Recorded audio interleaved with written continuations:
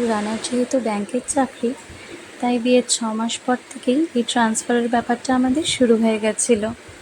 নতুন নতুন জায়গায় যাওয়া, নতুন করে ঘর গোছানো, পুরো সংসারটাকে সেট করা। তো রানা তো গিয়েই অফিস জয়েন করতে হতো, তাই এই দায়িত্বগুলো আমিই করে নিতাম। তবে বড্ড একা লাগতো মাঝে মাঝে, কারণ বেদ তখন আমাদের লাইফে ছিল না। আমাকে গোটা দিনটা একা থাকতে হতো বলে রানা অফিস থেকে ফিরেই চাটা খেয়ে বলতো, ঝটপট করে রেডি হও, আর আমাকে নিয়ে বাইকে ঘুরতে বের হয়ে যেত। আমরা বেশ অনেকক্ষণ ঘুরতাম, রেস্টুরেন্টে বসে বেশ গল্প টল্প করে তারপর বাড়ি ফিরে আসতাম। আজকে অনেক দিন পর আবার সেই আগের মতো দুজনের রেস্টুরেন্টে গিয়ে অনেকক্ষণ বসলাম, অনেক গল্প করলাম। তবে সত্যি কথা বলতে কি জানেন তো, বেদকে দুজনেই ভীষণ মিস করছিলাম। ওকে ওর ঠাম্মির কাছে রেখে এসেছিলাম, তাই খুব মনে হচ্ছিল ওর কথা।